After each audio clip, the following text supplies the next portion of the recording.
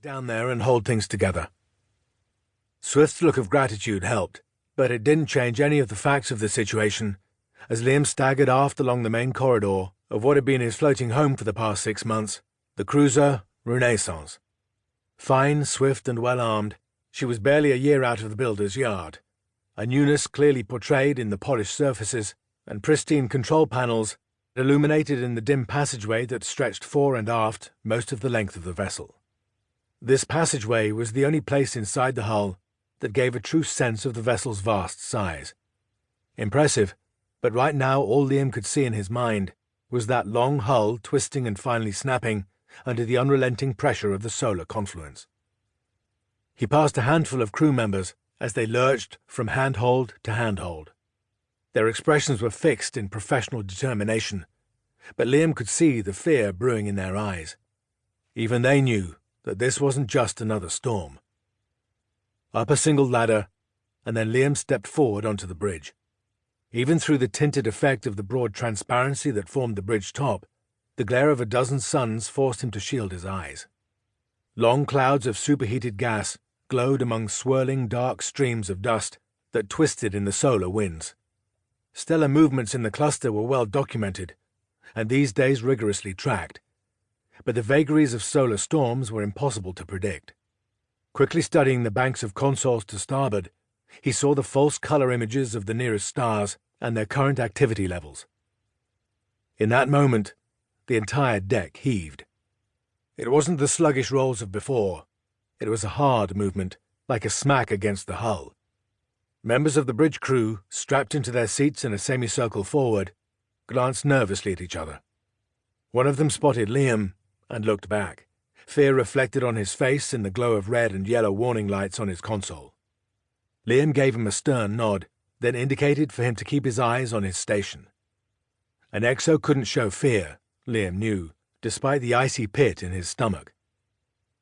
Liam straightened his uniform and stepped into the central command ring, turning his gaze immediately to the young man seated in the command chair. Captain Lord Silverhawk gave him a disinterested glance before facing forward once again. His narrow, youthful features were molded into what many crew members took to be command confidence, but Liam knew to be the fundamental, unshakable arrogance of a lifetime of privilege.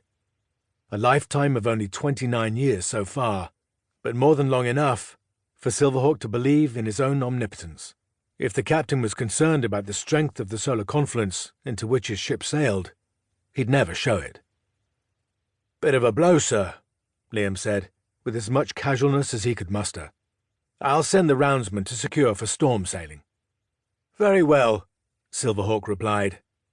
Renaissance tipped to starboard as another wave of solar wind particles smashed invisibly into the hull. Anti-gravity compensated quickly, but not fast enough to stop Liam from slamming into the command chair. His eyes instinctively shot up to inspect the top mast through the transparent canopy, stretching high above the hull with a full sheeting of solar sails. The mast swayed visibly, even as he watched, the giant sails straining in the flow of particles. That last wave had struck the topmast hardest, based on the motion of the hull, but even a cadet could have read the mast status board by the captain's left arm and seen the building pressure on all four. Looking out to his left, Liam could see the taut sails of the port mast, and to his right he saw the wild dance of the starboard sails as they caught random eddies. Captain Silverhawk paid no attention, either to the visual chaos outside or the intricate readings on his consoles inside. His eyes were forward, staring toward the distant pocket of darkness ahead that indicated where Renaissance would break out of this particular subcluster and back into open space. "That fop Longridge thought he could get the jump on us," Silverhawk said suddenly, "by detaching Celebration from the squadron while we resupplied. Bet he thinks he can claim the first dance with Her Royal Highness." "I'm sure that won't be the case, sir," Liam replied, steadying himself as the ship rocked again. So that was the captain's motivation for this suicidal run, a dance with a bloody princess. "I can picture his jaw hitting that polished floor when he enters the ball and sees me already standing there." Silverhawk's wolfish grin turned momentarily curious as he finally looked at Liam. "Does the local lord have a ballroom with a polished floor?" The ball was taking place at the home of Lord Grandview on Passagia.